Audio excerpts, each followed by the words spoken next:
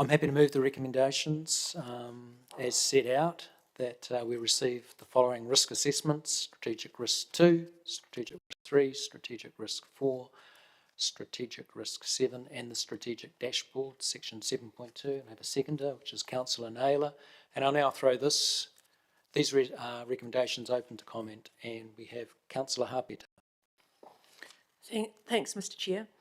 I think the work that's been done by Stephen and the rest of his team to do this, which is, I think, just himself, but other general managers that have actually helped him, has been very, very good.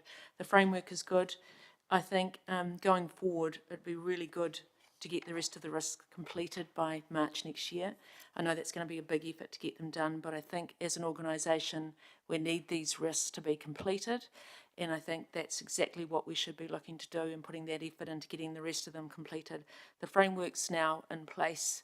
We've got a good person to get them done now, and we need to get behind this framework to get them completed so that we've got faith in this risk framework going forward. So getting the first 4 in place is good, but we need to get the whole 11 in place, particularly number 11. But anyway, that's my thoughts, and I really endorse it. Thank you. Thank you, Councillor. The Mayor. Thank you, Mr. Chair. Look, just want to acknowledge Steve and the risk and assurance team, and also SLT, senior leadership team, because I don't know about the rest, but I feel like we're sort of starting to come to grips with what all this is about. Before we were just flying a bit blind, to be really honest. But now we can sort of see where we're going. Yes, there's some work to be done, but I felt that the organisation is in control of its destiny now and its risks, whereas previously, certainly, I didn't really know everything that was on these, in these reports. So it's really good.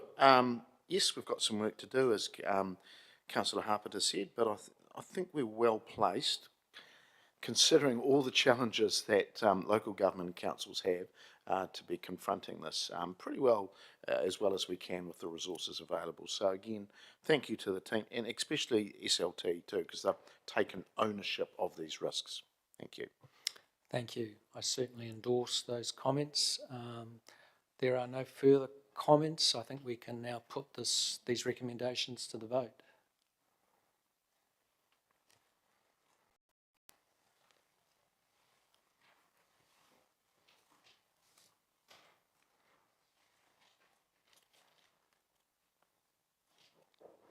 And that's been carried unanimously, which brings us to item 10 on the agenda, the committee work schedule. And Cameron, did you want to comment on this? Thank you, through Mr. Chair. Not particularly anything to report, except to say that the earlier recommendation, of course, will come back to you as to what the implications of bringing the health and safety audit forward is. As the Chief Executive outlined, it's probably likely to mean that it's just a bit of a shuffling on some of the assurance reviews to bring that one forward. Okay, thank you. Are there any questions for Cameron, the team? No? So we have a recommendation that we receive the work schedule dated 2024 as amended. I'm happy to move that. Seconded by Councillor Naylor. Are there any comments? There aren't any. So we'll put that to the vote.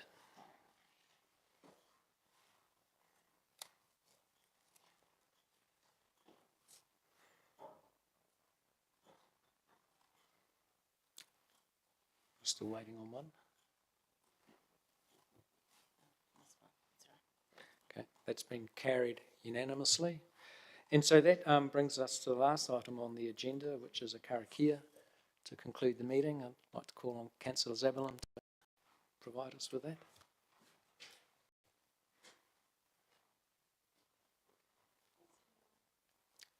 Yep, I can do that. Thank you, Mr. Chair.